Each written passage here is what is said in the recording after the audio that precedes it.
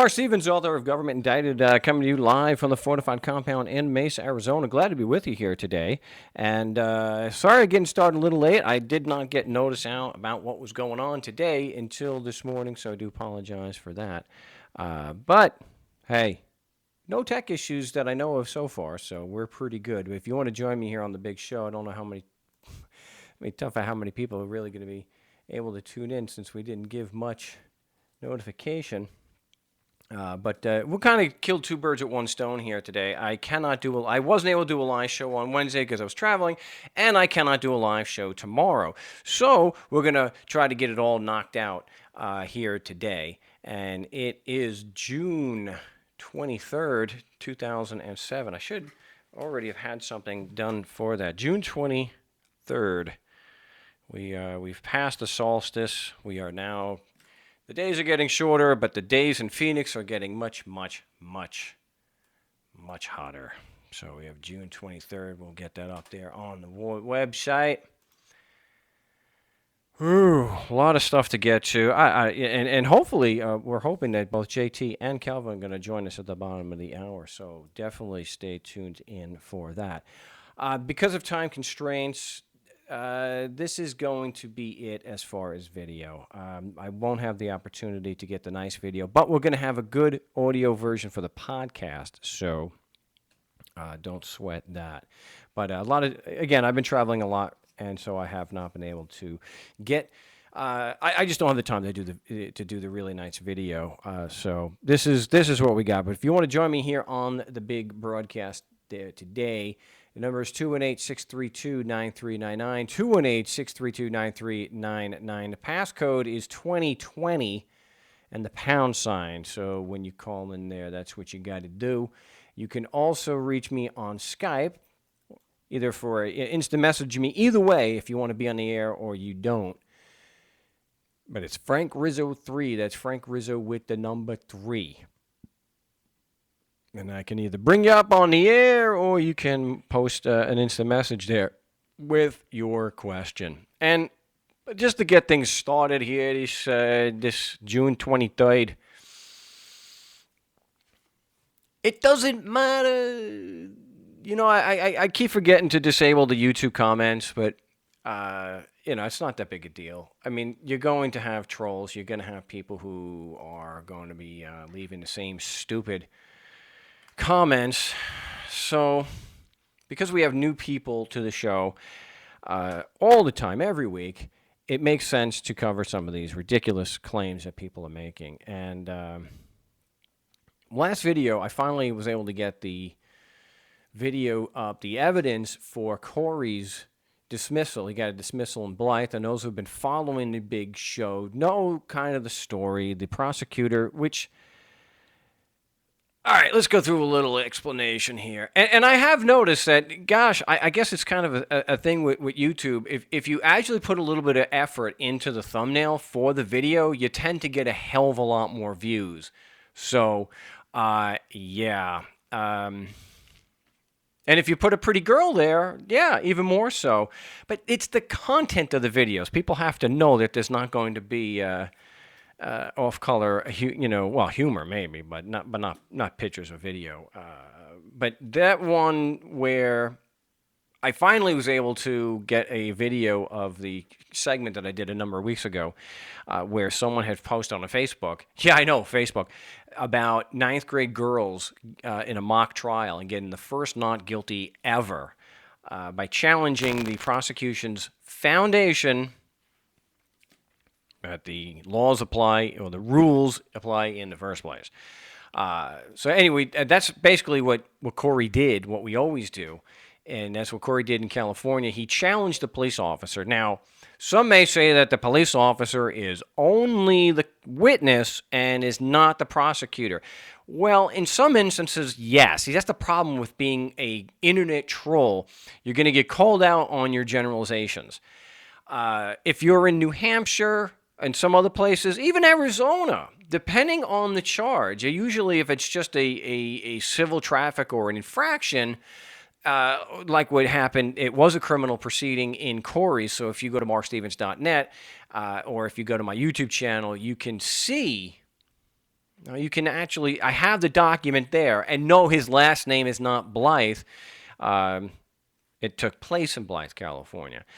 When you're talking about infractions or civil traffic here in Arizona, the police officer is not just the witness. Now, we know with Mike in Scottsdale a couple years ago that the police officer acted as the prosecution also. So Rule 13 in Arizona, the rules of traffic, that if the prosecutor is going to appear, if there's going to be someone from the county attorney's office appearing and defending or prosecuting the case, they have to file a notice of appearance within 10 days of the trial.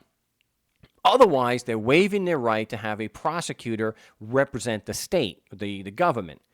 A fiction. So when they don't do that, when they don't have a prosecutor, the police officer is the prosecutor. So the idea that the prosecutor is somehow not just a witness when there is no prosecutor, no, he is there as the prosecutor. And because he is the prosecution, he is on the hook for Brady. If he's going to act as a prosecutor, he's going to make complaints, he's going to write complaints. If he's going to make arguments, and he's going to file it into court, and act as a prosecutor, he is responsible for the Brady material, and he is responsible for the discovery. Because as Corey did report on the show, hopefully, maybe he'll give a call in. I know he may not know about it. The judge did order the prosecutor to return the discovery material and the Brady material, which he never did. So it comes down to almost a year later, they're still holding on. They're still not wanting to dismiss. Remember, this is criminal. Okay, so you go to markstevens.net, take a look at that under the success stories, but it is on the front page.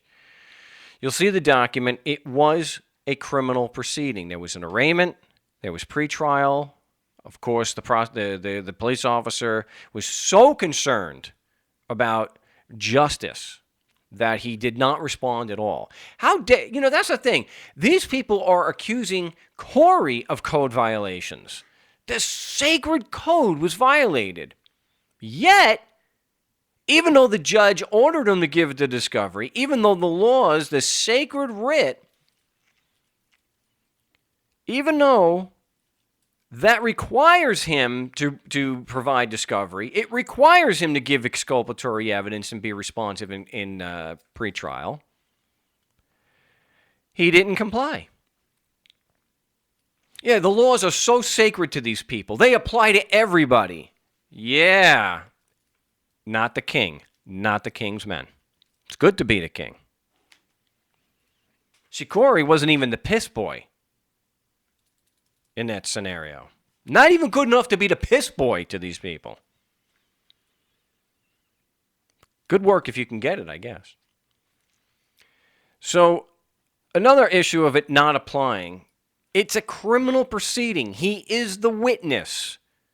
If Corey didn't show up, there would be a failure to appear charge that would be added to this, and possibly a warrant for his arrest. Probably a warrant for his arrest. The police officer who initiated all this and dragged him through this process for almost a year? Blow it off. Whatever. Criminal trial. You want to see who has no respect for the laws? Who actually believes that they apply? Look no further than the damn cops. Just blowing it off. Where are the critics that say it's okay and give the justification for a police officer not showing up to a criminal proceeding?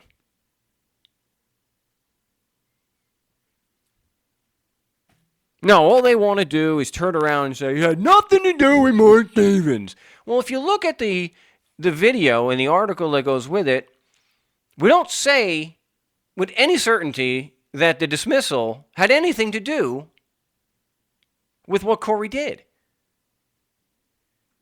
Circumstantially, yeah, I think it had a lot to do with it. Why not just pick up the damn phone and pick up some overtime pay? Why not get off the street? Do you know any idea how hot it was in Blythe this past week? Or the past week and a half? I do. It was 115 degrees. Just as hot. Just as hot as Mesa, Arizona. I couldn't believe it. It was over. It got about 110 in San Bernardino. And let me tell you, San Bernardino was bad enough. 110 degrees. Oh, Big Bear is 40 minutes. 40-minute drive. I'm stuck in. All right. Always complaining. Never saying, how dare. See, they claim to have so much respect for their code, so much respect for the law, so much, respect for the system. But you point out that a police officer, once again, blew off a subpoena, one that would have got a warrant for Corey if he did that. Just blow it off. No comments about the police or the police should be sanctioned for that. The police shouldn't do that. Oh no, you can't pull your lips off of the cop's ass long enough. That's why. Pucker up. But I think they're funny. Some channels actually get, hundreds of thousands of views responding to their stupid comments. So maybe it'd be worth pointing that out. But let's get down to brass tacks here. Is there any evidence that the police officer was influenced by what Corey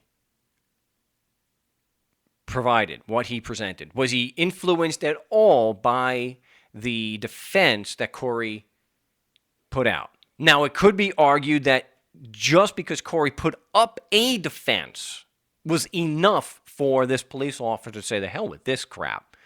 I don't even work in that sector anymore. Again, he could have just picked up the damn phone. He didn't have to drive back to Blythe, which is reason enough to do it on the phone. I remember working with someone in Blythe years ago. We got the franchise tax board off his back, at least temporarily. I couldn't believe it. What are you living out here for? Well, he was a beer distributor, so you're not making six figures in Blythe otherwise. But hey, the cop could have just picked up the phone. He could have done it telephonically, like Corey said on a few shows back. He was on. They can do it and do these telephonically. So we do know circumstantially that the police officer got the discovery.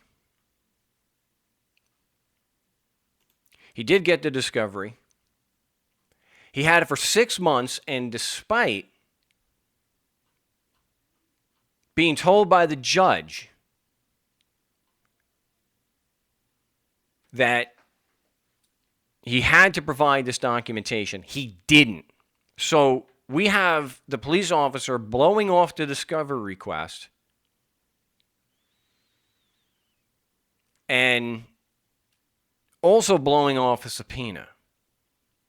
Is that just because he just doesn't give a damn that there's a trial set that's he set in motion and he is responsible for? Yes, the police officer can be a complete douchebag. And maybe this cop doesn't show up to any trials. I don't know. But we do know he was ordered to provide this and didn't. And then when the trial was set, he didn't show up. So I think the circumstantial evidence that we have does point to the fact that because somebody called him out on his claims, he decided it wasn't worth his time to pick up the damn phone for a slam dunk conviction. Because everything we do is BS anyway. It's a slam dunk. They're going to just deny everything. Why not pick up the phone? Yeah, the guy's guilty. Can I go home now? I mean, can I go to lunch?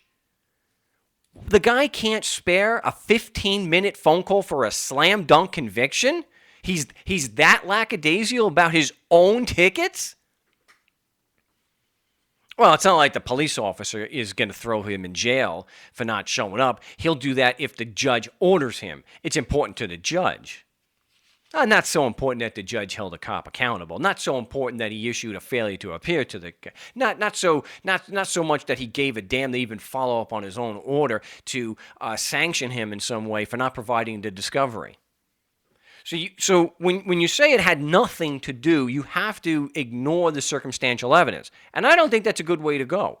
If the circumstantial evidence has a strong tendency to show that the police officer did not want to defend his complaint, I'll take it. But to say it had nothing to do, come on. Or complaints thrown out all the time because the police officer doesn't show up. Yeah. Why isn't the police officer showing up? Again, it could be he's such a scumbag that any defense will cause him to run and hide. He just can't be bothered. He has no respect for the system. Which I can get behind as long as you're not one who's an integral cog in the system. But circumstantially, he didn't provide the discovery. Why? Because he can't. And something that is sorely missing from all these damn critics. They never fill in the evidence. All they can do is piss and whine and bitch and complain. They don't have to prove it. Yes, because having a prison system means never having to support your argument. But don't you dare try to convince a rational adult that you can make a claim and not have to prove it and have it be valid. It's like I was saying to someone this morning. You're talking about the argument breaks down to this. It's a one single supporting premise. One. And then a conclusion. Like I wrote in Government Indicted. You have a premise and a conclusion, which is A equals B. If you're here in California, these rules apply. End of discussion. No proof necessary. Prison system. So, all right. Why don't we? Okay. Why don't we get these guys up here on the big show? I will. Let's see what we can do here. Yeah. We're actually. Okay. So can I add them? You see. I'm not able to do that. So what I'm going to do is I'm going to join you guys. I will put the mute button on there. And I know we got some limited time here, but we haven't done this in a while. We're going to get JT. We are going to get Calvin. If I spelled it right. Yeah, there we go. So, we're going to bring JT and Calvin up, talk about kind of this nonsense. And one of the things that's interesting, too, I want to address. Do we got JT? I'm here. Hello. Hey, holy crap. We have not done this in a very long time. Yeah. Indeed. Well, we've never done a live video feed together, any of us. Right? Are we streaming right now? I don't have We are streaming right now. I think to 6 people. I don't have a camera, so you can't see me. But but they're getting the stream with me, which is only a vehicle so that people can get the live broadcast because we're not on LRN right now, and so the only way to get a live stream heard is to do it on the Ustream. For now. What's odd is that my microphone seems to be working a lot better than it was before the show. So whatever I was saying before, Calvin, that problem isn't there now. Okay, the gremlins went for a hike, huh? I figured it's still going to record in mono, and then when you do your magic, and then we get it posted. But my video yesterday is in one channel only, and I didn't even realize it till someone posted, "Hey, love the video." But it only came from the left channel. Maybe there's a conspiracy theory that I'm a leftist anarchist, and that's why I only record. Oh my gosh! Just stupid joke. Well, before we go any further, Mark, are you recording on Audacity? And how about you, JT? Are you recording right now? I'm not. What do I do? Just hit the little red button here or what? Yep, hit the The red brown button. button? Yeah. Yeah, the record button, and just make sure that your levels look good as you're talking. So give it a good test. Yeah, they're kind of jumping up a little bit. I don't know what to do about that, but Well, I'm You recording. could decrease the recording volume, hit stop, and then there's a little X at the top left of that audio track. Go ahead and close that audio track out after you hit stop. But if you look at the top right, there's that toolbar. hang on a and one of second. them- Yeah, hold on a second. I'm gonna mute you guys up. You guys get that squared away. You should be able to hear each other there. I just wanted to give the number out again. If you want to join the three of us, it's 218. That sounded. Anyway, 218-632-9399, 218-632-9399, and the passcode is 2020 with the pound sign, and then you got that there. Skype, which is Frank Rizzo 3. Frank Rizzo with the number 3. Okay, so did you guys get that squared away? Calvin, now what?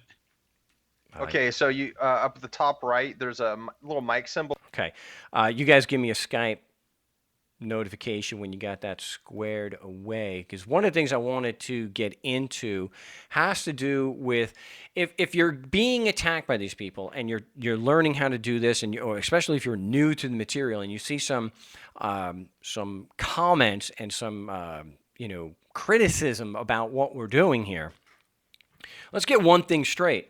We are using basic principles of logic and holding the accuser to their burden of proof, and we're not accepting a sacred cow. And we use the Socratic method to bring out contradictions. And it's that which is so important, and understanding that is critical so that you can easily dismiss the criticisms that one of the main criticisms you'll see on my channel, and that is, I'm an idiot and all of my material is wrong and poppycock because how could the laws not apply? How could there be no evidence the laws apply, yet I constantly cite their rules? And again, we are bringing out contradictions. They are criminals, and they cannot even comply with their own rules. So the reason I bring up their rules is to show just how dishonest they are, how unfair the proceedings are. Or now, Calvin. Okay, so keep that in mind when you hear these stupid criticisms. Well, the laws have to apply. Why else would Marc cite them? Really? Is that the best that you can do? Whoever is paying these trolls to go to my YouTube channel 24/7 is not getting their money's worth. If that's the best that you can do, that is just some piss poor trolling. My gosh, even the one I had on the show could do a little better than that. But yeah, we're bringing out the contradictions. So when I mention that Corey, if he didn't show up, would have got a failure to appear in a warrant for his arrest, that doesn't mean that the system is honest and interested in justice. We're just bringing out that the police officer is living by a different set of rules. They're not interested in applying their rules to everyone evenly. It's to us, the cattle. Okay, you guys okay now? Yeah, we're sounding good. All right. Well, you guys can hear what I was saying, right? Yeah, and one of my favorite inconsistencies that you've been pointing out, Marc, is that the whole issue about the jurisdiction's a pure theoretical issue of law, yet they rely on the fact of your physical location to apply their jurisdiction. So that's just one of the more humorous inconsistencies that you've been pointing out lately. But I think that's important to highlight because, for a lot of people, especially when they're in the lion's den and it's maybe the first, second, or third time and they're not real sharp on this, having that in your pocket, that little nugget of information, is great to point out to them when you're challenging their jurisdiction and they want to throw that at you. Oh, really? It's a pure theoretical issue of law. Aren't you relying on the fact of where I'm physically located? Oh, so it's not a pure theoretical issue of law. So it's one of those issues where nice try, but try again. Yeah, and JT, you may not have heard this, but Bill reported a few weeks ago a Superior Court judge said, and this has happened more than once. We've probably all have heard this. This is just one of the more recent ones. Sir, jurisdiction is an issue of law. It's not a matter of evidence. All they have to do, meaning the prosecution, all the prosecution has to do is show that you're physically here in New Hampshire. Well, which one is it? If you have to show my physical location, that's a fact. That is not legal interpretation. Oh my God. They're not. So back in the day, assuming this system had any legitimacy at any time, it used to be something called four corners law. That's just out the window now. It's everything is ipse dixit pontification. It's essentially law of the judge now.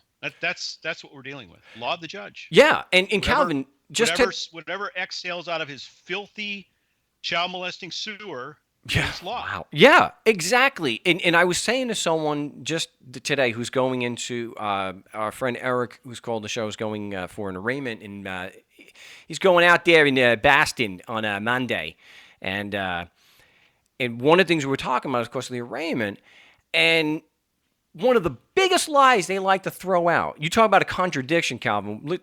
You'll love this one too. I know you've heard it, but they love it. Well, they love to say, when you really nail them hardcore about jurisdiction, they'll say, because that scumbag Burke up in New Hampshire did this on video. We have it on video, lying, saying jurisdiction, it's a trial issue. I'm like, wait a minute, objection. Is it an issue of law or is it a trial issue? Right. They cannot make up their minds. How can you have a trial if there's no jurisdiction? How can it be a trial issue if there's no jurisdiction in the first place? That's true. They're assuming jurisdiction. Yes, but JT, the contradiction is issues of fact are trial issues, not issues of law. Issues of law requiring no evidence are not trial issues. And yet these sons of bitches will insist. They will lie right to your face. Why? Because they have a prison system. I urge everybody, look at Derek J's video, his arraignment video, with Ed. Well, I think his name is Ed, but the judge's name is Burke. And he lies to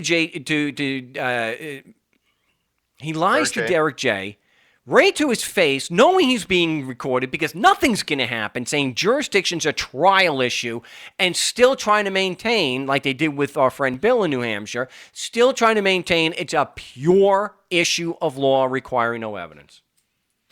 Right, and if it's anything like how it is here in Missouri, they'll tell you jurisdiction's a trial issue, then you get to trial, and then they want to tell you, oh, well, that challenge is for pre-trial proceedings. So it's really doing whatever they can to kick the can down the road to move on with the proceedings and railroad you into a trial where now they could just have full reign on you and not hear any of your issues. And that's why it's important to get that change of judge in or get a recusal in when they're trying to tell you that jurisdiction's a trial issue. Really, when the government when someone sues the government for this or that and they kick it out for lack of jurisdiction, are they doing that at trial or are they doing that before trial? Because now I'm confused. Nice sarcasm there. Well, of course they are.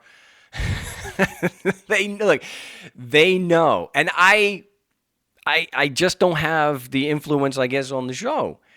I was willing to even do what we can to come up with the money for someone to actually sue, go to court in New Hampshire like Derek J did, right? Get a ticket, have that scumbag or one of the other ones actually lie again, because they do every time, have them lie and say that jurisdiction's a trial issue, right? Then sue Burke. Right. Sue that lying snake in court. Use his own statement against him.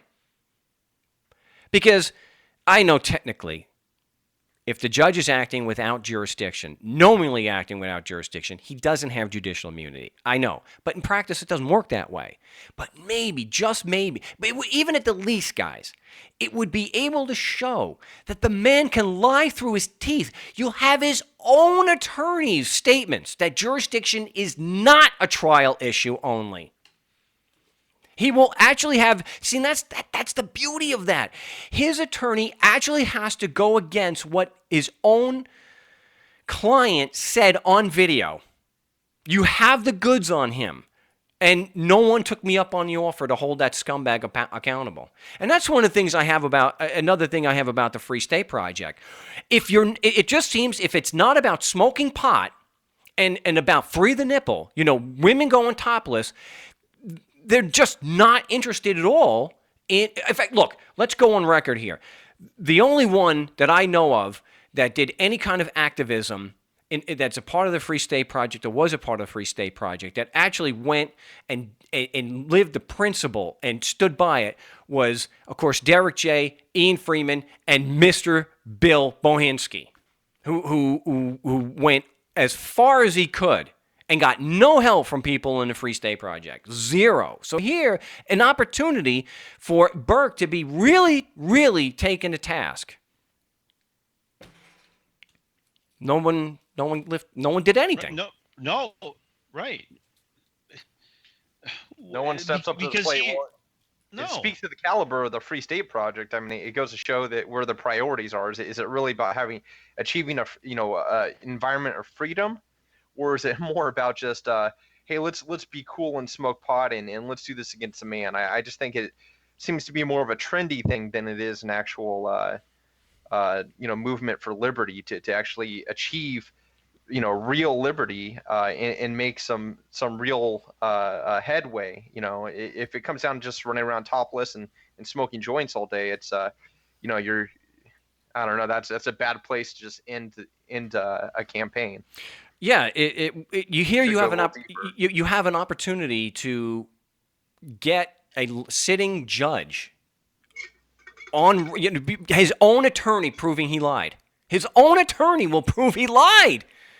And not that, I mean, it still technically may actually be within the time frame to still do that. Somebody could still, for Derek J might be able to, but somebody else can just get a parking ticket. Hell, they're only $5 in Keene. Somebody can still get Burke or somebody else to say that jurisdiction is a trial issue, and then bring a suit against him. And maybe you could get a hearing on the motion to dismiss that they will file and say, why don't you have to wait for trial? Your own client said that jurisdiction was a trial issue. Was he lying? That is called, Which is it? And I know it's not perjury because he's not under oath. But you know what? There might be an equivalent where... then he's practicing law from the bench. Well, I wouldn't even say... That? Well, I think he's lying from the bench. I don't think he's necessarily practicing law from the bench. He's making a legal argument. But judges do that. He's not giving legal advice. Practicing law from the bench is giving legal advice. I think he is giving legal advice by stating a complete lie and misnomer. Well, I would... Jurisdiction's a trial issue. How can you have a trial if there's no jurisdiction? How can jurisdiction be a trial issue when you have to have jurisdiction before you can go to trial? Okay, because... Yeah, it's a classic putting the cart before the horse. Well, because the issue has to do with the burden of proof. And it breaks down to, at trial, the burden of proof is beyond a reasonable doubt. And what they're doing is they're raising a straw man or just flat out lying because they want to ignore, and they have to ignore, the prima facie burden that they bear the moment they file that complaint against you. There's a prima facie burden. So what they're doing is they're trying to confuse you that that's a trial only issue. No, screw you, you lying piece of shit. Hey, Mark, let me stop you right there before it goes before you go too far with that. But hey, is in your paperwork, at least in the updated paperwork that you have now, is there anywhere where you point out that this is a prima facie burden that the prosecutor has to meet actually within the paperwork, so it kind of more airtights the motion to dismiss and gives them less to back out of? Because I know the ones that I've used before don't explicitly say that, but I imagine if it's in there like that, it just gives them less wiggle room for them to back out of. Is that part of the motion now? It's not, but I actually would have to do about 50 copy and paste updates to put that in there, so I definitely should. I made a note of it. Well, It's probably heavy lifting that would be worth it in the long run. Yeah, and what it comes down to is, look, they're flat out lying because and when we bring it up, when we do the plea of guilty, it's always has the prosecution.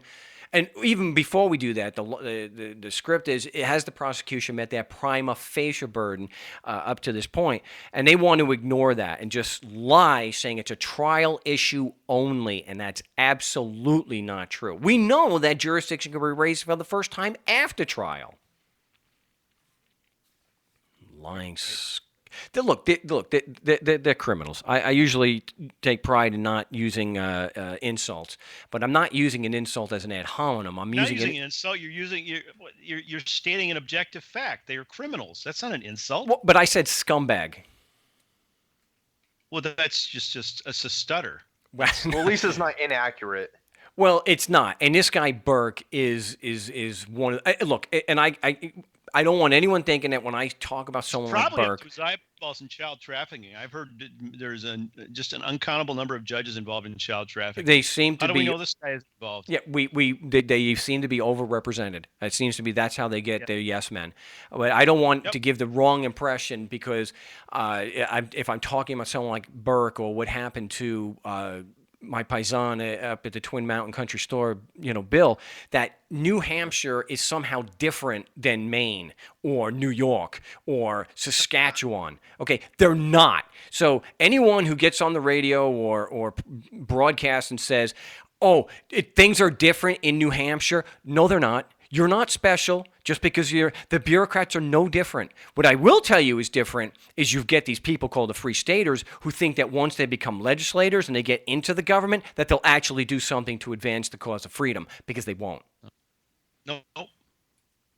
Have you done anything to call them out on that, Mark? I mean, I know you contacted some of them and put the case forward to them, but when when you got your limp-wristed response from them, have you done anything to really put their feet to the fire? Because, they talk a big game as far as advancing liberty through the legislature. But look, they're in the legislature. They had a grand opportunity here. They went beyond, boobs and joints, boobs and blunts, and they actually had an opportunity to do some meaningful representation, if I dare call it that. And they just flopped. So have you had an opportunity to call them out, spotlight them, or at least or get a response from them of why they fell so flat? No, and I haven't even had the time. That should be in the cards here pretty soon, because I think that deserves some attention. I guess what it comes down to, it's sort of like getting in touch with someone like Maria Del Terrio or Ray Persinger or one of these other people that were in on the fix.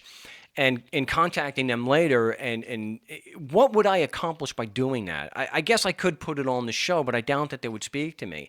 I guess it's more of I have to focus on something that's going to accomplish something for Bill, as opposed to spending my time talking to a government hack. That just because you call yourself an anarchist or a minarchist or a libertarian doesn't mean that you're any less of a bureaucrat than Ray Persinger and George Capatis or any of these animals up there in Concord. I guess I just didn't feel it was worth the time. I understand not engaging the bureaucrats, but here, these are free staters, which of course, at the end of the day, are bureaucrats having, been elected to the legislature. But I think they're selling this idea that this is the answer to achieve more liberty. And when they're failing and doing that just on a very basic level, I think that ought to be spotlighted for all the other participants so that they see that maybe this isn't the answer that they were seeking when joining the Free State Project. Because I think a lot of new people are attracted to that idea that, oh, maybe we can get in the legislature and we can have some meaningful impact. But obviously it fails when their feet are held to the fire. I think it'd be helpful for other people who are considering participating in the Free State Project to look at these examples. You have this example here, but you also have examples of what they've done to guys like Ian going up to Porkfest or like Chris, basically kicking him. Yeah, and they booted people from the Free State Project. So how is it inclusive when it just doesn't seem to be like the best solution for advancing freedom? And I think with the compounded examples that we're getting these days, I think that the case ought to be made. Of course, we're making that to ourselves here, but I think these individuals who are making such a case to the contrary ought to be called out and at least spotlighted for this, contacted and maybe interviewed, or I mean, we're reporting on it on the show here, so that's something. It's not like we're not doing anything, but I think some direct contact should be in the cards here. It might be worth it, but before you even mentioned Ian get kicked out, that was the thought came to my head that they kicked someone like Ian out. So, what kind of organization would kick Ian out? I may not agree with I agree with most of the things I've heard Ian say. I consider him a friend, and he runs the network that I'm on. Damn good act. I mean, as far as putting your principles where your mouth is, I mean, he's head and shoulders above any of these bureaucrats. I don't, free state bureaucrats. So he's actually stood up for his principles, willing to go to jail for it. So they kicked him out. So, that and that together with what they did to Bill, I guess, yeah, it probably would be worth getting in touch with them and finding out why the hell couldn't you do anything to help this guy. Yeah, as maybe a warning to people. Don't join the Free State Project. At least, I'm not saying don't go to New Hampshire. There's some good people up in New Hampshire. You got Ian, you got Derek. But don't join the Free State Project. Stick to your principles. If you have an opportunity to do something to help somebody, take it. I'm just disgusted with these bureaucrats, and it's just... At least don't buy the unrealistic expectations or goals of the Free State Project. The expectation that it's actually going to advance freedom ought to be revisited and reassessed, because over the course of the years, I mean, yeah, it has had some gains, but it's also had some real shortfalls, especially recently over the past couple of years. So. Yeah. Well, if you're going to sell it and I have to hear those commercials because I'm on LRN. And Ian, despite getting kicked out, still advertises for them, which I don't understand that. I wouldn't have done that, but I told him. Well, freedom's about tolerance, and so you'd think that would go both ways, but at least Ian's showing some compassion and tolerance, and at least not, cutting them out entirely, but. Yeah, but is it really compassion that I have to listen to those commercials every break of my show? Well, I think you have a good point there. There's some other ones that I can't listen to either. That's why I gotta walk around. But it's don't sell anybody who's thinking that people go in the Free State Project that are running for office. If you think they're going to do a damn thing to objectively advance the cause of freedom, you're wrong. You're wrong. They had a. Imagine the impact they would have had and could have. Imagine the impact they could have had by using the Twin Mountain Country Store as an example. Here's a member of the Free State Project living the principles. He is the first one in New Hampshire to accept Bitcoin for gas. All these crypto people who think it's the greatest thing. Because we stepped in and we helped. We may not have gotten one damn law passed, but you know what? We stuck up for our principles, and we saved this man's business. Gosh, that would have been, really? Maybe Bill should have been taking bong hits out in the parking lot with the shirt off. Maybe you would have had a little more support then. Yeah, I think, I know, the whole boobs and blunts, that took me by surprise. That was funny. It really is, it's sad that it happened, and I know I get emotional about it, but these are real people. We don't talk about liberty and anarchy and everything as a hobby. It's not a matter of, I just want to see boobs. This is a real way it's a set of principles we live our lives by, and when we can do something, especially consistent with that principle and moving advancing freedom, and to just sit on your thumbs, it's not fun watching a good, peaceful man, and they've never accused him of being anything else, to be destroyed, the way they did, and I'm talking multiple agency attacks almost every single day with new material. And I want everyone to kind of think about what kind of stress that is. And the man still keeps his chin up. Better man than I. I know that stress, and I didn't handle it that well. And he was being attacked by upwards of 5 agencies at the same time. Whoa. Yeah, I know. Whoa. Oh yeah, I'm not. Yeah, that's some burden right there. Wow. Yeah, you're talking, a Hallmark movie, at the least. You're talking a doc. If they were to do a documentary on that, and it would be as shocking as any documentary about government corruption as you could be, because every step of the way, guys, we got admissions. I'll keep saying it. I can't. She took a picture down, but I got it somewhere. Maria Del Terrio, General Counsel for the New Hampshire Economic Security Department, NHES. So when you hear Bill say Economic Security. Yeah. That's a great name. Economic Security for who?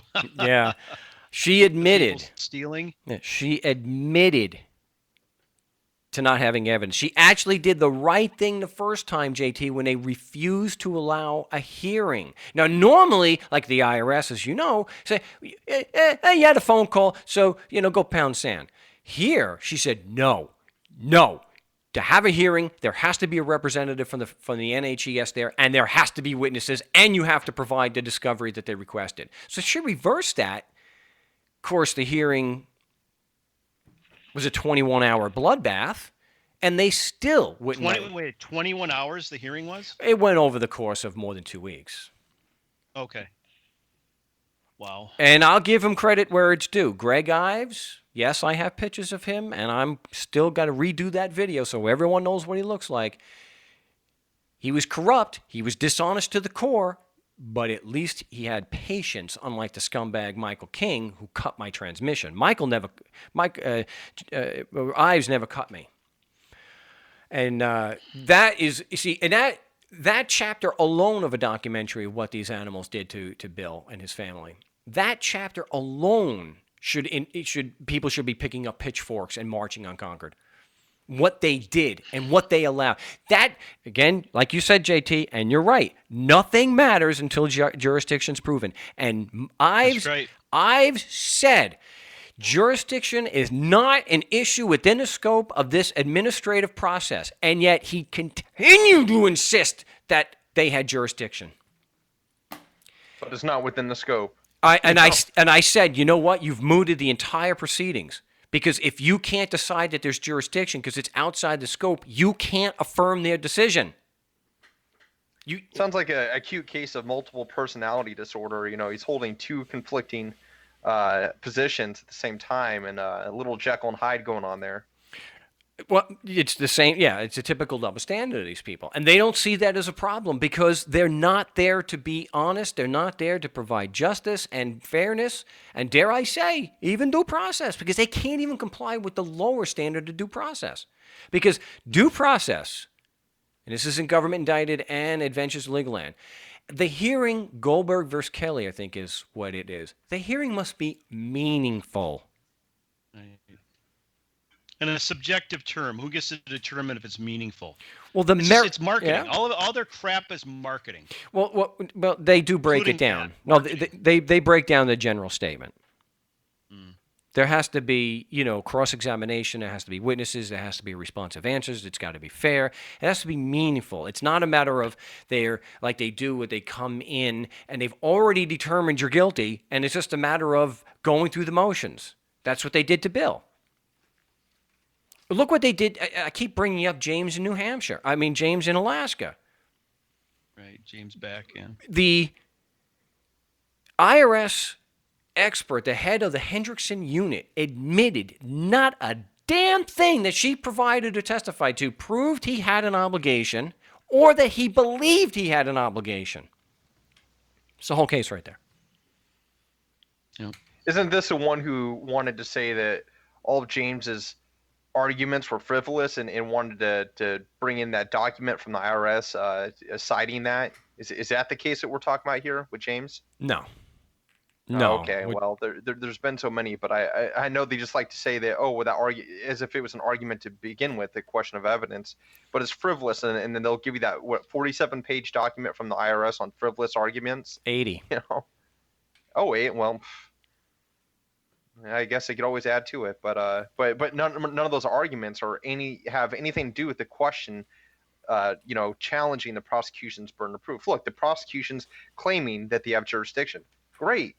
Where's the evidence? How is that a frivolous argument? It's but Well, it's just whatever they can say to trick either a jury or the people in the courtroom into accepting the proceedings as somewhat legitimate, so that they can have the funds to go off and do whatever they want to do, whether it be touch kids or just go home and enjoy a nice little income at the expense of everyone that they're victimizing. yeah, yeah. Yes, can we agree that engaging in implied in law contracts like income tax forms is sadistic, and you got to be crazy to do that. You've got to be crazy to put your signature on one of those. Well, you It don't have to be directly crazy. You have, perpetuates the problem. it's not that you're crazy, JT. You have to be in fear. Well, I understand that, but at some point, does you would dwindling quality of life you have under the yoke of these psychopaths and child molesters and drug addicts and alcoholics and God only knows what they're into, is the fear really worth living like that? People are I can't they're terrified of I the can't IRS. understand that anymore. I'm so far down the road. I can't even fathom it. But you have made a decision that the principle is more important than what they could do to you. Most people are terrified, and in fact, It and is. they yeah, It and is they more. It is. What? it's but not everyone is at that point. Most people see them as legitimate and are scared to death of not complying with them because they could be crushed. Hey, how many people have a vested interest in the system? It's not just economical, but it could be, emotional. But so But it's coming down. I mean, that's just a matter of math. It's not going to last. I'm So not why pay into it? because who Why knows? why would you pay a psychopath to destroy your life systematically? Sir, forget about yourself. Do you love your children? Do you give a tinker's damn about their happiness or freedom? Because what you're doing is you're literally paying for them to be enslaved. Your children, if this isn't stopped, aren't going to enjoy 1/100th of what limited freedom you're enjoying now when they're your age. And that might It's be very true. true, JT, but it's like slavery, and I watched a little a stand-up special from Daniel Tosh, and there was a bit he did in it about slavery, about how hey, just saying, how did for so many years did a few white people were able to enslave so many such a overproportionate number of black people when, well, let's face it, everybody, not only in numbers, but just individually, person to person, they were stronger. They are more fit to go one on toe to toe against their slave masters, barring the guns and the whips and everything. But yet they were able to keep them in line for so long, and it comes down not only to just physical dominance, but psychological abuse, and that's a lot of psychological abuse that people have to get over to get to the point where I think us three are, and most of the listeners are at right now, where they're not afraid of the slave master. In fact, we're just looking for, we're in the Frederick Douglass phase of the situation, where we're abolitionists speaking up against it and looking for more supporters. But the majority of people still just fear the slave master because of the overwhelming amount of conditioning, and it's tough to appeal to those people, because even though you can show it to them directly, as we are now, that all they are doing is, look, there are men and women providing their services at the barrel of a gun. They're forcing you to pay them. It's very easy to show how they're criminal. Mark opens his show and repeats it at least 2-3 times every single show. But it's, even though it's that simple, people who force you to pay you are criminals. It's the years and years of conditioning is so much to overcome to accept that fact, and then let alone act and change your life upon it. So to get to the point to where you're not filing paperwork with these guys to stop, or to stop perpetuating the funding that they rely on to continue their oppressive ideologies, it takes a lot of work, and it's it's not going to happen just from people listening to the show. It's just going to have to be something that people on a mass scale just kind of a light flips on in their head, a switch flips, and more and more people are able to catch on to this. And I think what we're doing here is essential, because what we're doing is we're showing how easily disprovable their assertions are. And I think by creating platforms like this where people could expose that, whether it be in court or in city hall or something like that, it opens the door for other people in the audience or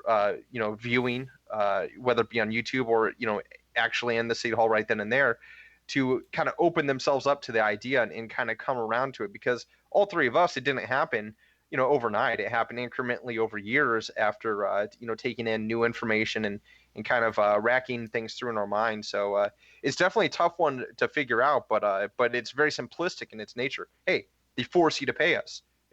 What more should you need than that? It just like slavery. Like right now, it's laughable to think about getting the whips out and reinstituting slavery, considering how easily disprovable of a social sustainable social structure that actually is.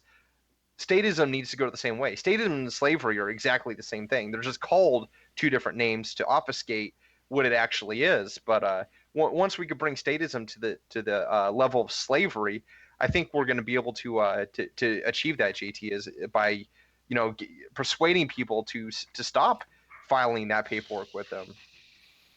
And a lot of it has to do with the fear. It's easy to convince people that they're criminals. Of course, and I get that. I'm just wondering, at some point, doesn't your quality of life get to be where you don't care anymore? You've got to reach that point, that saturation point, where the law of diminishing returns kicks in, and you don't care about the fear anymore because your quality of life is so horrible. You're living like a serf. Well, unfortunately, we literally have reached a nothing to lose proposition. And well, they do one economic downturn away from getting there. Well, look what's happening in Venezuela. Oh, right. Absolutely. Well, you have to overcome the fear that people have of change, for one, and it's easy to convince the people, most people anyway, that they are criminals, that you have to maintain a fallacious double standard to not call them a criminal. Because if I force people to give me money, I'm a criminal, and that applies to everybody. And anyone who says that's not true is wrong. By fraud, and if I may interject, because this is a good segue. The gentleman that Ralph is helping up in Otter Tail County, Minnesota, Mr. Richard Rappett, he, at the sentencing hearing, which the judge delayed sentencing, the scumbag attorney was just livid, take him into custody now. And this is a so-called tax evasion case. And the judge got pretty perturbed with the attorney. They got him in kind of a bad spot, but Rappett, be that as it may, Rappett stated forward on the record, I want to state that there's been endless fraud committed by this court, by this judge, by this prosecutor. And the judge, Waldemar Zink is his name, for anybody that wants to know. The name of the judge up in Otter Tail County is Waldemar Zink, was livid and says, "You will not utter that word in my courtroom again." And Mr. Rappett uttered it not once, but twice more. What, if I don't call you on your fraud, then there's no fraud? You want me to make this, sit there and make this look legitimate and decent? Pay no attention to the man behind the curtain. That's right. That's right. Let me ask JT, was he objecting to every time, Mr. Zink, when you and the prosecutor leapt up out of your chairs at the exact same time and went flying out of the courtroom? Should we talk about the ex parte communication that likely took place? He brought that up too.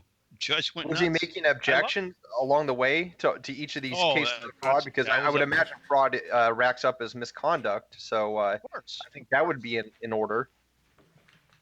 Well, and he called him on it. He says, you guys engaged in ex parte communication. Hey, that's an unsubstantiated act. Well, why did you both get up at the same time and go running out of the courtroom? You both had to go to the bathroom right away? It was beautiful. It was... This guy, hey, they went to the bathroom for a little Larry Craig type of action, There you go. They're both taking a wide stance.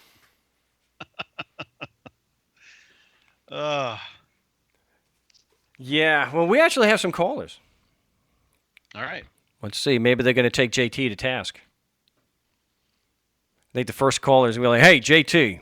Stop listening to Alex Jones. Goodbye." Couldn't help it. All right, we have, I'm going to mispronounce this every time, Tivon from the Midwest. You're live on the No State Project. Did I get your name right? Hi there, Mark. Hi there, everyone. Almost T-Raz. Very close. T-Raz? Yes. Man, I really misspelled that on the caller line. Okay, I won't screw that one up again. I got it. Well, do you have an update for us? Yeah, they ended up pushing me to trial, putting in a plea of not guilty, and I tried to refuse it, saying that it wasn't my voluntary plea. I don't have enough information to even agree to any of that. So didn't get enough practice to to do it more effectively. But I tried. Did you do any role playing on the Skype chat? Yeah, I did. I had some help from Joe and even Gary. Gary did take a lot of time to explain a lot of the important things. I'm just not good at remembering. So, Did you bring a script with you? yeah, I did. Yeah, it does help with the more role playing. Obviously, it's going to help, but you have to. Do you understand the basic principles that you're just asking questions and you're getting them to contradict themselves? Yeah, but I guess I didn't really understand why we asked, do I have the right to be informed of the cause and nature of these proceedings? When I asked that, the judge asked me like, what do you mean by cause and nature? I said, I'm not here to give definitions, sir. I only mean what. Says a legal expert. Well, I Right. just say, well, how can I answer if the terms and definitions of the words being used here haven't been submitted into evidence? I don't The like. words you're using have combined meanings of common usage, also specific to the legal statutes you're citing. So which is it? How can I give knowing answers if I don't know the terms and definitions of the words of art that are being used in this court? Do I still? I'm opening it now, but do I have in the script to ask about the nature and cause of the charges and proceedings? I don't even think that's in there anymore. It shouldn't be. Yeah, I don't think so. I don't think that's in there. T-Raz, let me ask you, did you object during this pretrial proceeding here? Because you said he pushed you to trial, but you weren't refusing a plea. So it sounds like there could have been some good opportunities to make some objections. Did you get a chance to get any of those in? Uh, when he says that I'm going to set this up for trial, I just kept trying to object. I did say objection a few times to that. And did you at least get in the grounds for your objection here?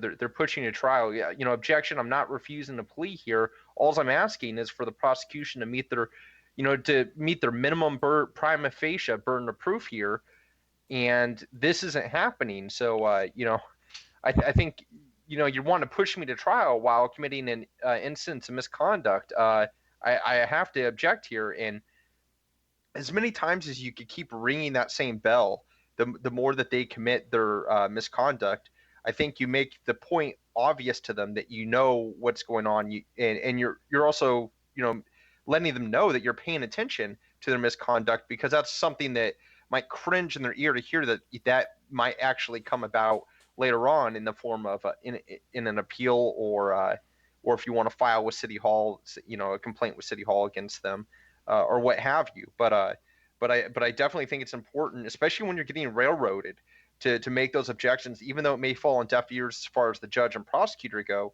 Having those out there lingering at least alerts them to the fact that you're not going to just be pushed over, and that you know what's going on. And that's what the role playing ought to focus on a lot, is being able to get those objections in, especially in the early stages before trial. That way, when you go to trial, you have all this ammunition, all these appealable errors that you've already verbalized that they've committed, and you can just take that to the bank and cash it in. Yeah, that. Did you ask him at any point on whose behalf he was entering that plea? No, this is literally my first time ever going into court and Okay. standing up for Okay. myself. So Okay. Well, I I want to. understand. It's notice- scary. Yeah, I- well, let me point something out here about the objections because Calvin made a point about it. It may seem like it's falling on deaf ears. So let me just give you one example of where you can make the prosecutor wish he died as a baby. You obviously are. Well, imagine going through this, JT, Wouldn't that, in front of people. I'm gonna go John Candy from Great Outdoors. Wouldn't that be great if a bunch of judges you hated just dropped over dead? There you go, and strangle a prosecutor on their way down. So,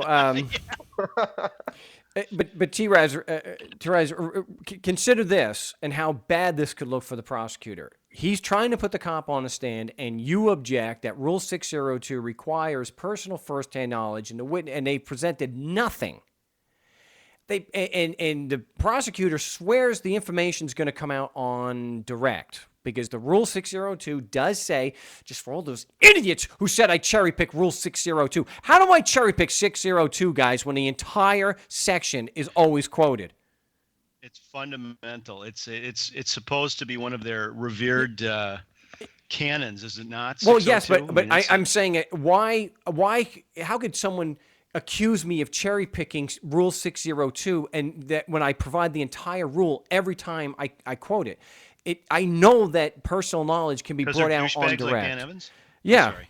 yeah. So then you watch, T-Raz. What'll happen is they'll put the police officer on a stand anyway. When you cross-examine him on the second question, when you ask him for the evidence, his claim, his determination that the laws applied to you is based on, the prosecutor will object on the grounds the witness isn't qualified or outside the scope or whatever stupid thing falls out of his mouth. You now have him contradicting himself because he's making the same basic objection you did before direct. Okay? So that is a really bad spot for the prosecutor to be in. Does that mean something's going to come of it? No, we don't know. It depends on the circumstances. So let's get back to the arraignment as far as what happened before, and so some of the objections you can and should be making. Did you try to? Well, did you tell them that you intended on pleading guilty? You just wanted to know if the prosecution had met their prima facie burden? Yes, I did. I said that my intention is to plead guilty at her day, and I just have some clarification that I'm seeking. But I want to. You were talking about Rule 602. I did bring that up because it was also a motions hearing on the arraignment day. I did bring up the 602, and I gave the definition, and I read it all to them, to the judge. But I don't know. He just said, "Okay, anything else you want to add?" Anything else? To back up, what did they respond with when with your unsigned plea guilt that you're just wanting the prosecution to meet the prima facie burden of proof? What was their immediate response to that? After he said that whole line, he just said, "So you want to plead guilty?" And then, Yeah, but I And, can't plead guilty unless it's knowing and intelligent. So I've got some questions to try and clarify my understanding of what's happening here today. Yeah, and that's why he asked, has the prosecution met the prima facie Right. burden on jurisdiction? Well, and you've already clarified that too. You do intend on pleading guilty, so he's asking a question you already answered before he even asked that question. But that answer, it's a conditional whether or not the prosecution has met the prima facie burden. So at that point, it's on you to go back to it. Well, it's not a question whether or not I'm not refusing to plea. I intend on pleading guilty. So there's your answer there. However, again, has the prosecution met their prima facie burden? And that's what you ought to stuck with, because it sounds like he replied with what you already intended on pleading guilty. So that wasn't in question to begin with, but he just wanted guilty or not guilty out of you, it sounds like. yeah. Yeah, I do want to point out that Calvin is using conditional in a lay sense. We're not making a legal, or what's called a legal conditional plea. All we are asking is if the prosecution has met their burden to this point, which they have to do anyway. That's it. There's no reason to plea if the prosecution hasn't met that burden. So I don't want anyone getting the wrong impression, because a lot of times, Calvin, judges will snap that they will not accept a conditional plea. And it's a straw man because that's not what's going on. Conditional plea is not the same thing as saying, has the prosecution met this prima facie burden? Conditional plea is different. It's something like, I can't get any time. I will only plead guilty if there's no time. Well, we're not going to accept a conditional plea like that, you jackass. So that's the difference. So anytime they say to you, we are not going to accept a conditional plea, objection, that's not what I'm doing. All I want to know is if the prosecution has met the prima facie burden, which they have to do anyway. So T-Raz, where does it go from there? You asked him, you said, I intend on pleading guilty, and has prosecution met their burden of proof? He says, well, he asks again, what is your plea? Where do you go from there? I just continue asking all the softball questions, and then all the way. He said yes to most of them. I presume innocent of the allegations. They have the right to a fair and meaningful hearing today. And then, does the prosecution have the burden of proof here today? And he said no to that. And then I just... Okay. So he didn't confirm it, he just noted it. Well, So this is no. not an adversarial proceeding. Whoa. No. You remember, he filed a motion to dismiss. So it's up to him to show that the prosecution doesn't have the evidence. So the thing is, you don't need to get into the softball questions at that point and let him off the hook. You already hit him, and I agree, go for the jugular right off the bat because you usually don't have the time for the softball questions. That's very unusual. But maybe he allowed the softball questions because you let him off the hook as far as the prosecution's prima facie burden. So keep that in mind. Always keep the focus on the prosecution's burden, that they have to have prima facie evidence at this point. And I'll say it again. What's the difference between prima facie and trial? The evidence at trial. The evidence at trial is subject to cross-examination. It is subject to challenge. Prima facie is just tell me what you got. Well, we've got this bloody glove, and it was found in OJ's Bronco. That's prima facie. At trial, it's completely different. Now you've got to go through the chain of custody. You've got to do a cross-examination. There's a whole lot more to it. So that's actually, guys, it's been coming up a lot, and about the prima facie, and it just seems to be that it's a standard lie that these predators have. So that's what I would suggest for next time for anybody else going in there. When you ask him that question, you are striking right at the foundation of the prosecution's entire case. Don't let them off the hook with it. Mark, well, I got this question. In a pretrial proceeding like this or an arraignment, what is the best way to point out misconduct as it's being made right then and there? I mean, objection, misconduct, or what's the best way to foundation, objection, speculation. Well, it depends on how it's coming up. Usually, what I'll do, because we've got Eric going in on Monday, is to make your objection and ask objection. Prosecution's arguing without evidence. First, get an admission that it's arguing without evidence. Then you can move to isn't that misconduct to argue without evidence? And if he says no, after they confirm it's misconduct or it's the prosecution's arguing without evidence.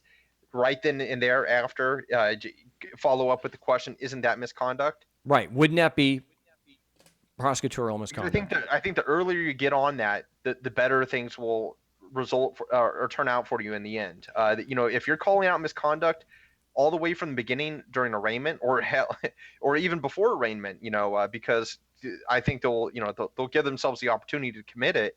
I think the earlier you get at it, the better your chances are for a favorable outcome. Yeah, I would bring that out, and I would, and so one of the things you want to bring out if they try to claim, because they're going to know what you're doing, you're setting the prosecutor off for a big fault because he's been defending this predator the whole time, and he's going to say, he'll probably defend him and say that that's not misconduct. So I would, objection. Do I get to argue like him without evidence? I'm sorry, isn't there a statute? Not that you should need statutes because it's subject to the rigor of logic and rationality, but isn't there a statute out there outlining what misconduct is. When the prosecution argues without evidence. So when they turn around and say that that isn't misconduct, it should be pretty easy to show the statute where arguing outside the evidence actually is misconduct. I'm sure there are many. I know I have the Rule 3.1, which is the rule for prosecutors that they can't file a complaint without evidence of probable cause. And then I also have the court case, Dia Robartis, I think for Shaw, I think it is. It's all over markstevens.net, and I got in a number of videos. It's in Government Indicted also, that shows that it's an appellate decision that's, stating the obvious, that argument is limited. That they said it was gross misconduct because argument is limited to the facts and, the facts and evidence. So, yes, you can cite things that they're not, and look, what they're going to try to do is say that the prosecutor can. And you can turn around and say, my gosh, it's like I'm doing a second show today. You can ask them that, can I argue without evidence? And the judge may actually be, clever enough to say, when you're raising issues of law only, yes, you can argue without evidence. And that's a straw man that would probably go past most people because that's not what the prosecutor is doing. That's crap. The jurisdiction is not foundational. It's foundational, and it is involving facts. It is not a pure issue of law requiring no evidence, which is why they have to know your physical location and prove that beyond a reasonable doubt at trial. It's a trial. Again, we keep coming back to that. Right. So, T-Raz, what else happened? What else happened? I read some of the motions. He just denied all my motions. He asked me if I would like to get a written. Did you ask him the response. basis for his denial? Yeah, on what grounds? And then he just says, "I'll get to that. Anything else you want to add?" Okay, wait. Anything else? Wait. Anything else? Wait. He did something wrong. You asked him what grounds, right? Yeah.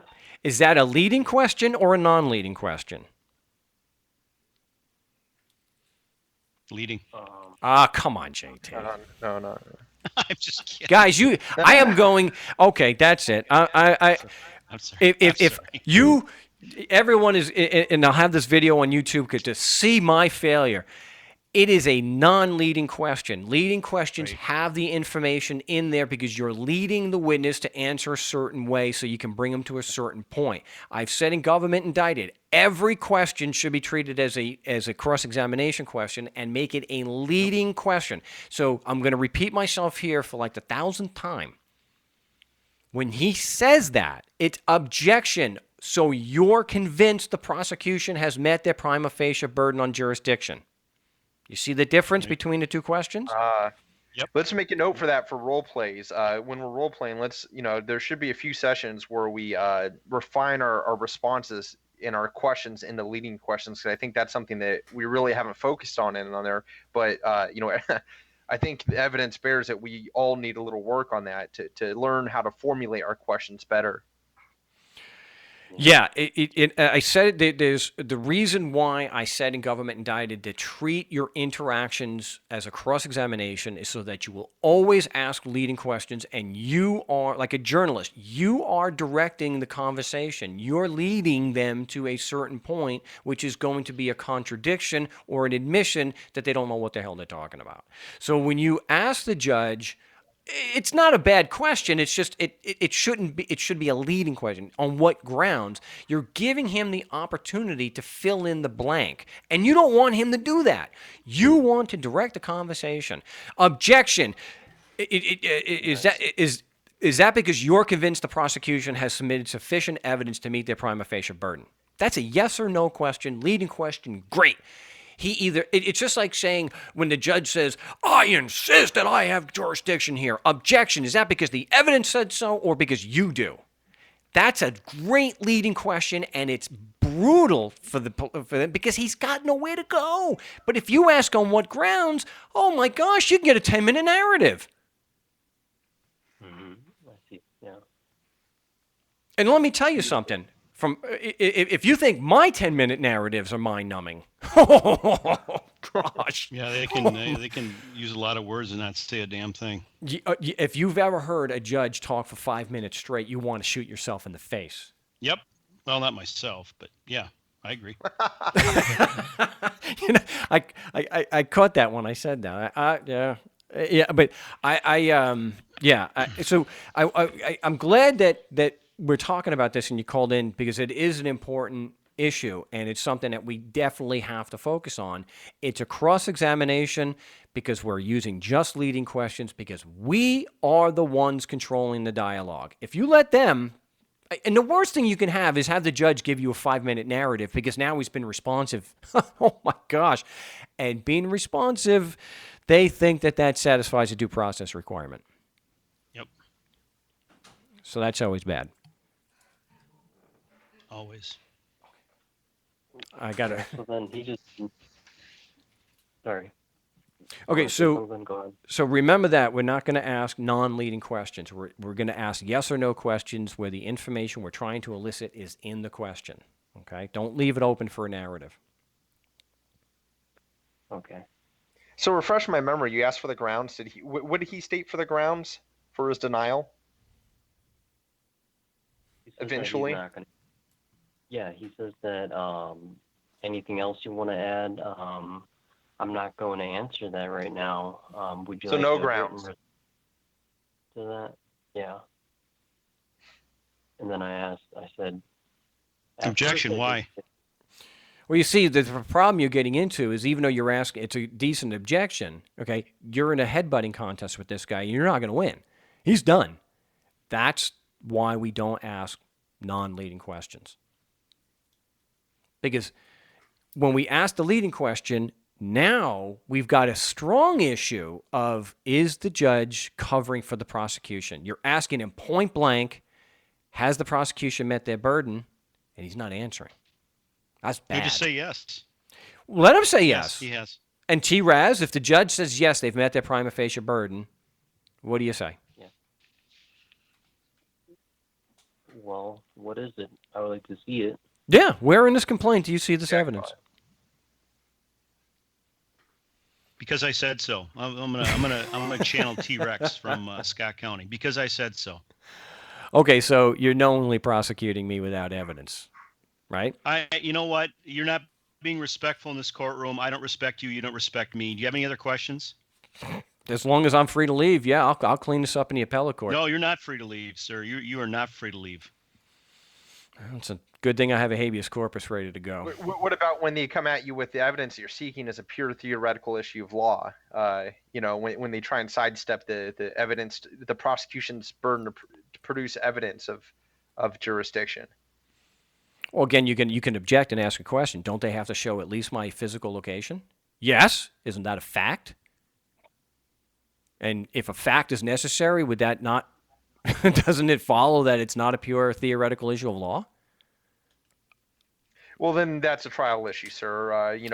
If you want to challenge jurisdiction, that can be done at trial. Objection. So you know full well that that's not true. They have a prima facie burden at this point, don't they? Well, we do it every day here. This is just how the court process is here. And So if I sue you, you have to take it. You have to go to trial to prove that you have judicial immunity. well, sir, I'm not here to give you legal advice. That's not what what's I your plea? asked you. I'm asking you strictly a question on procedure. If it contradicts your prior statement, then fine. But can we, be adults here? And they generally don't engage you in that manner, though. It would be very rare. I think Right, don't the laws apply to us all equally is essentially what you're getting at. And when you point out that it doesn't, then it puts them in a tough spot because now you're pointing out that they're applying the law to themselves much differently than they apply it to you. Of course, that flies against the marketing and the PR that we talked about earlier. Well, right, but you also have to. You can also bring up. You could be a little snarky about it, and you can say, "Well, objection, sir. Are you telling me Rule 12 doesn't apply?" Well, that would be a civil one, but you still have motions to dismiss or demur. Let's say, for example, a demur. So, when you're in California, it's explicit about a demur is about jurisdiction, and a demur is a pretrial or an arraignment issue. It's you have to do it before pleading. So, especially if you're in California, you say, "Well, objection. Are you telling me that the demur procedure does not apply in this court?" It is such dishonesty for them to say that jurisdiction's a trial issue only. I would say that to them. I would object and say, so if I sued you, you'd have to go to trial to prove judicial immunity, right? Right? I can bring you through the pretrial procedure and get your ass in a deposition because you have to prove jurisdiction. I don't have to prove jurisdiction until trial, right? This is that's why I wanted so badly for someone to sue Burke. Just so that you can get from the horse's mouth themselves that this guy is lying, and they're lying every time. So, yeah, bring it up in an objection. Bring it up just that way. So if I sue you, you have to go through to trial to prove judicial immunity, right? Well, you would think so, yeah. Yeah. And you go, well, I'm not here to... Yeah, I know. You're just here to force me and make it look good, and I'm putting a monkey wrench in the works and asking some questions. Now, either... the prosecution has sufficient evidence to make their prima facie burden on jurisdiction, or they don't. Yes or no, and then we can get out of here. We can all go home happy. So, yeah, well, right, I'm not going to say what I was I had a joke in there too, but I'm not going to say it. Yeah, I probably wasn't. Probably wouldn't have been a good let's help T-Raz here before we're out of time. So T-Raz, how did this end? He just says, let me remember. He just, pushed me to trial, and I just tried to bring up the violence.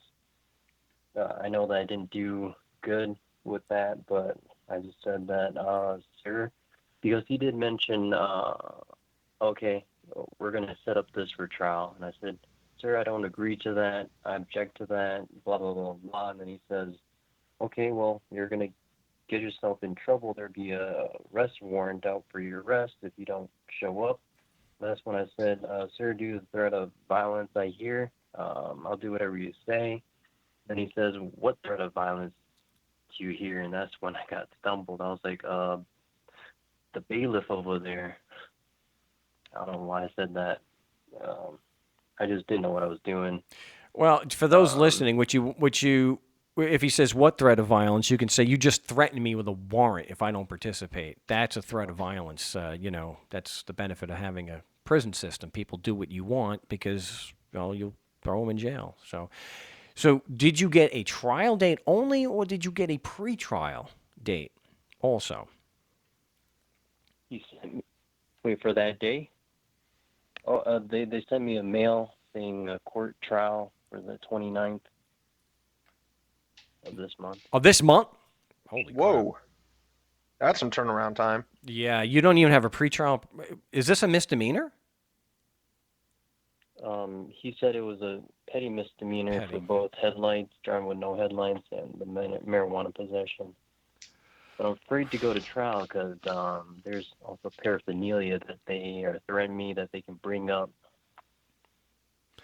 So yeah, I wouldn't. Yeah, but that's if you do this right, none of that stuff matters. Well, he's got some. I would get a motion, and I have a template for this. Again, it's a template. The legal stuff is in there, but you have to put your own facts in. Some of them will be the same, and some won't. That the prosecutor is arguing without evidence. Did you? And that's misconduct. Did you file? And give the prosecutor a copy of the Brady request and the discovery? I did. You did? Absolutely, yeah. Okay, how long ago?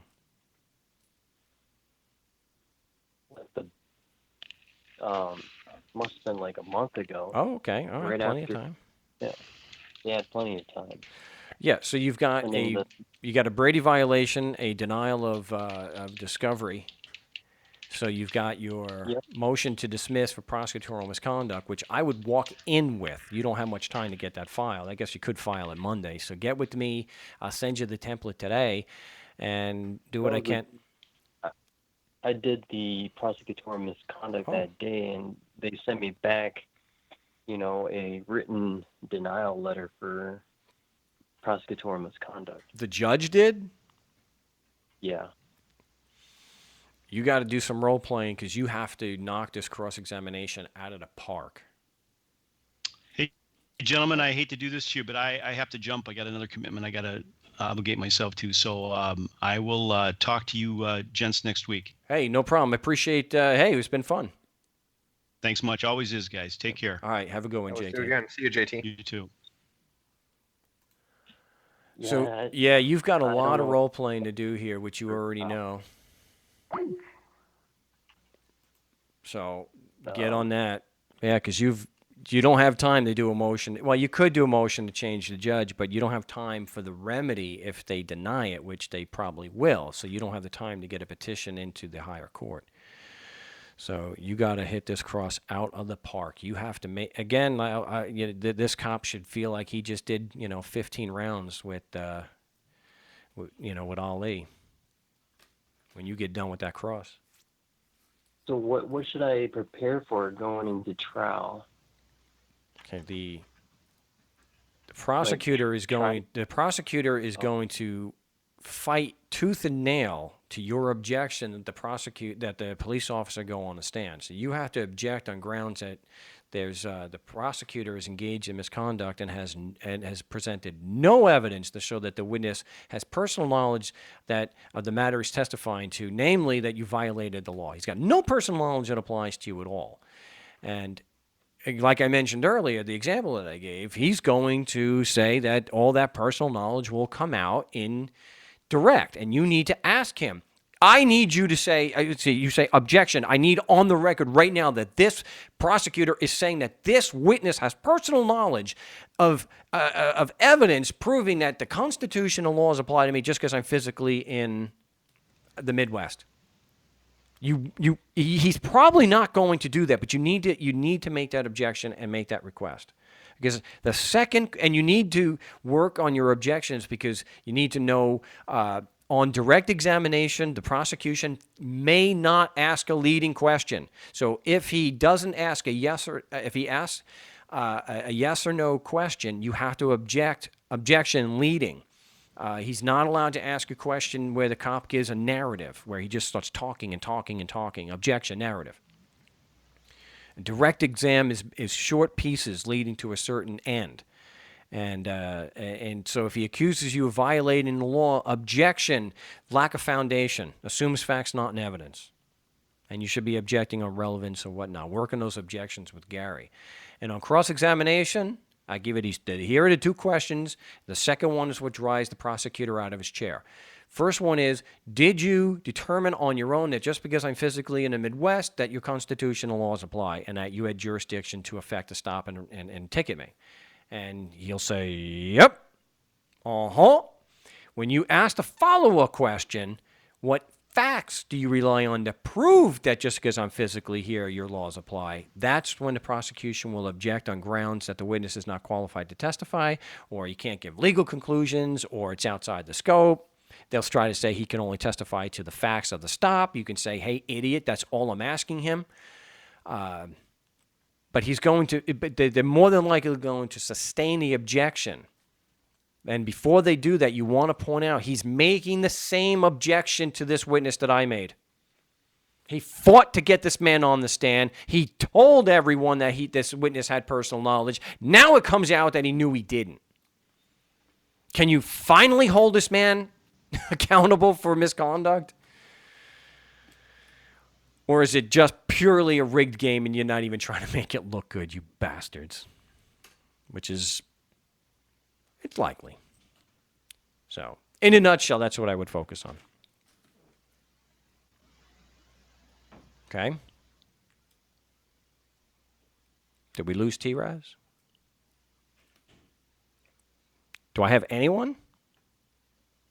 Damn, did I lose even Calvin? No, I'm here. Can you still hear me? I can hear you. I don't hear T-Raz anymore. We might have. How's that caller line look? Is it? It looks fine, but I you know what? We're at it.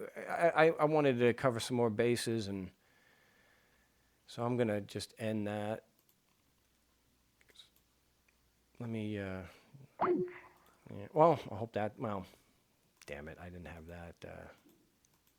Anyway, hopefully he's, and I know he is in the chat, that he's going to be spending a lot of time this week doing the role playing, because this is one of those where it's not going to be where the judge is going to let is going to make the prosecution meet their burden.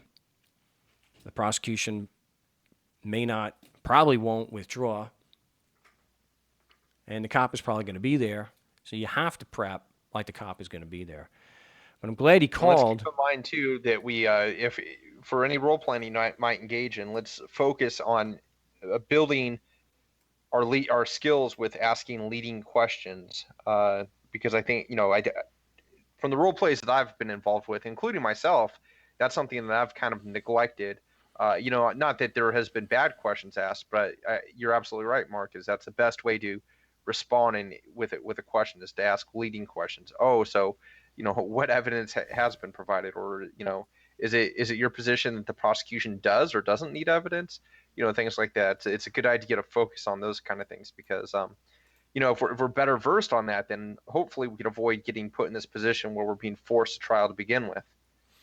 Yeah, and what you don't want to get into is one of these traps that you think that you're smarter and more clever than the prosecutors. The one with and without the robe. These guys aren't stupid. I mean, they may be criminals, but they're not stupid. So never go in and underestimate your foe. Overestimate how smart they are. And if you're talking with someone who's really shrewd, ask leading questions, because if you don't, you're going to get buried alive. You're not, and that's what happened here. Not only did he ask softball questions and take his focus off of the prosecution's prima facie burden, but then he asked a non-leading question, and it just went downhill from there. He's refusing to plead. We'll plead not guilty and set you for trial. And if you don't show it, we'll issue a warrant. Yeah, it's making it too easy for them. Well, yes, these guys are shrewd. They're very, they're smart. They're clever. A lot of them can think on their feet, and you can't treat them as idiots, because they'll eat you alive. And our job during role play is to anticipate this, so that when we're actually in the lion's den, we could actually counter it effectively instead of being stuck in these stalemate positions where we don't have the best responses already prepared and ready to deploy. But you can't, yes, a lot of responses you have a lot of, and that's why we have the script, there are a lot of canned responses that they do the same thing over and over. But we don't prepare so that as if we're going to have the same responses. We want to know the basic underlying principles. We know we are only asking questions. We're only asking leading questions. We know that we're going to choose from one of 6 appropriate type of questions: who, what, where, when, why, and how. And knowing that and having it written on our script, you should not fall into a trap. If you understand that everything they're saying is BS, everything they're saying is a straw man or non-responsive in some way, it's very easy to continue engaging them. Yes, you need to do the role-playing so you're more comfortable with it. But if you understand the underlying principles, which are very simple, nothing they say should really get you to choke. It used to be people would just stand there and when the judge snaps, I assure you this court has jurisdiction. Well, what do? You question them on it. That's why I don't like, Calvin, I don't like when people, and I don't suggest that people call judges Your Honor, because they see him as some kind of authority figure and somebody who is just, beyond reproach, who can't be questioned, and it shouldn't be that way. If I was to say, I assure you I have jurisdiction over you, nobody would accept that at face value, and no, they should. But they do it when a judge. But knowing that he's probably BSing, we ask a leading question. Objection! Is that because you say so or the evidence does? I'm controlling the outcome. I'm controlling what his answer can be. It's too important. Did I? I got to get another headset. You there? Yo, I'm here. Okay. Yeah. I'm just letting you finish there. Yeah, Your headset bumming out on you there? these are cheap headsets. You know, it's a $5 special, and you know, it's like with the budget we have, it's what we got to work with here. So. Well, I do want to say thank you again to all the supporters of the show. This is the first show, and I don't know if anyone's going to notice not during the live broadcast, but maybe the podcast. I actually do have, thanks to Chris in Denver, I have some acoustic panels up. So right now in the fortified compound, right now in the fortified compound in the home studio, I have. Nice. We're all going to enjoy that on the podcast. There, it should make for much better quality sounding audio. I hope so. I mean, I got it just started, but I'm going to go see the guy in a few days, and hey, I got a guy, an acoustic panel guy, and I'm gonna get some more. Of course, thanks to people like Chris and Don Blue Eyes and Tempe and. Oh, and speaking of Tempe, I will not be doing a live broadcast on Wednesday again. Noted. And before we move too far from it, I would like to throw my hat in the ring there too, Mark, and just say a big thanks to everyone who helps keep things going around here. It means a lot, and it takes us, it keeps us going week in and week out. So I got to say, I really appreciate it too. So it really helps keeps things moving and continuing here. So. But anyhow, no Wednesday broadcast again this week, huh? There's not gonna be. Yeah, we're not live tomorrow, so this live video cast will then be broadcast for the show tomorrow, and then I won't be Wednesday because I love doing the show. I love helping people. I want to do that, but thanks to Don and Tempe, I'm going to the Maiden show.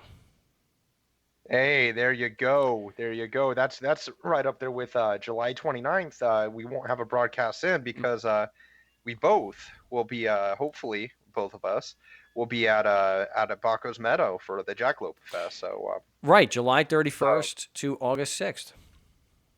All right. Oh, so it's going to be that August 5th Saturday instead of the July 29th? Well, it starts. It seems like it starts July 31st. Okay, so August 5th, we will not be live that Saturday. Right. We'll be out camping, so hopefully some listeners and will be able to meet us out there and join us and for the pre-record that we'll be doing out there. But everyone will be able to check it out later on. We'll have it all recorded, just like we did last time. A lot of fun, and we're gonna do it again. And Dan's assuring me that there's going to be power, so I might bring an amp and some guitars. Well, let's just make that a little bit more certain than I might. There should be no excuse why we don't bring an amp and guitar if we're gonna have some AC power out there. That's true. So he's saying that there is, so we'll check that out. But I want to, it should be a lot of fun. But the Maiden show, I saw Maiden as a kid the first time in '88. And all right. Yeah, and so my wife couldn't go, even though she doesn't like Maiden. She was my first choice to go, of course, but she can't go. So my daughter asked me. And you're taking the daughter out to go see Maiden, huh? Well, she's actually learning to play guitar. She's really, she could always sing, but now she's interested in playing guitar. I'm like, finally, child's come home, and so she wants to go to the Maiden. She says, I had never been to a concert. And I said, but you got to understand something here. You can never go to a better concert. This is going to ruin all other concerts for you. This is Iron Maiden. And it's funny because she started with the marching band again this week, and she was talking to the band leader, and she says, my dad's taking me to Iron Maiden. It's my first ever concert. And he says, you do realize that you can't top that. So he said basically the same thing. He's like, hey, Dad, my music teacher said, the band director said the same thing. I said, well, yes, it's Iron Maiden. I just have to find out if, because she's not quite 18 yet, if, she can get in. Which would... Well, it's not that kind of show. I'm sure with supervision she'll be let in, but it's definitely sounds like it's going to be a good time for sure. Well, when I had the opportunity to make my child's first concert be Iron Maiden, I mean, come on. What parent could possibly say no to that? Yeah, you're really setting the standard high there. Yes, but But I tell you that I love Maiden, but they are 30 years older now. Well, they can still strum the guitar, I'm sure. Yeah. Let Bruce me ask isn't. you, how familiar is she with their work? I mean, I'm sure between all the trips out in and out through California, have you bled her ears through the albums several times through by now, or No, how's she take? no. I've listened to some things. We have kind of a thing that we do where somebody gets to pick a song that drives somebody else crazy. And she has picked some doozies that just, there was one from one of them boy bands, and I wanted to stop the car and just jump out and kill myself. Well, hey, it could have been the "Let It Go" from Frozen. Well, I Yeah. usually get them back. I'll if I really want, if they play something that's really really bad, I'll say okay, no, now it's gonna have to be Slayer. So you're turning these road trips into torture tests, huh? Yeah. You don't get enough of it over the phone, do you? No, I'm not. So when I really wanted to torture my family, I put Slayer on. So, but yeah, she has heard some Maiden, but she'll have to. But yeah, how do you? Yeah, I remember. I mean, I've been to a lot of shows. A lot of shows. I mean, I see Metallica. I've seen Megadeth 3 times. As good as Megadeth and Metallica are, Maiden?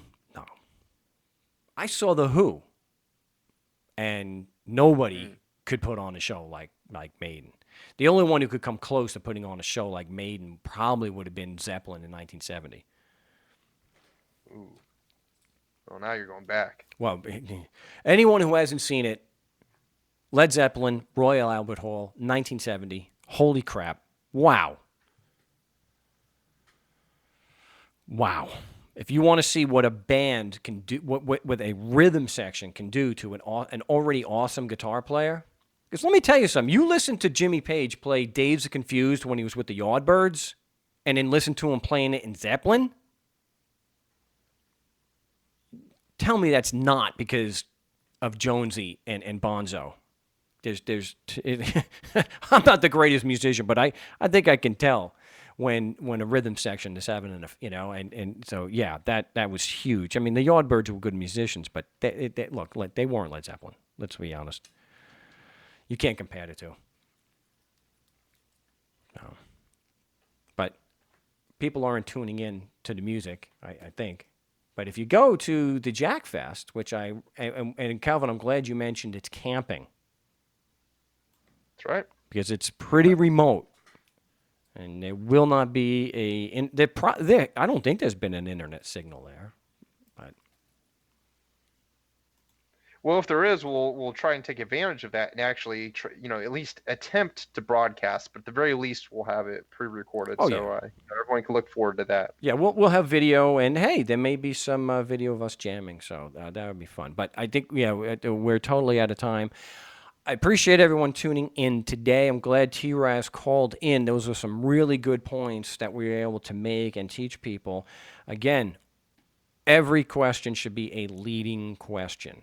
Every single question. Treat it as a cross-examination. So even if you're when he's role playing this week, you guys, whoever's listening out there that's participating, make sure we focus in on that. And if I can, I'll try and join. But that's just depending on where I am at the time when things all connect. So, but if I'm not joining, let's focus in on those leading questions and really get them prepped, so that when he goes in for this next hearing, they're not going to have any outs where they could just continue railroading him. Or it'll be like with Corey. You keep asking the right questions so persistently that either the cop isn't going to show up or the prosecution is going to withdraw the complaint. Whatever it takes, but it doesn't happen without the pressure being put on them. So let's do them right. Let's get them prepared.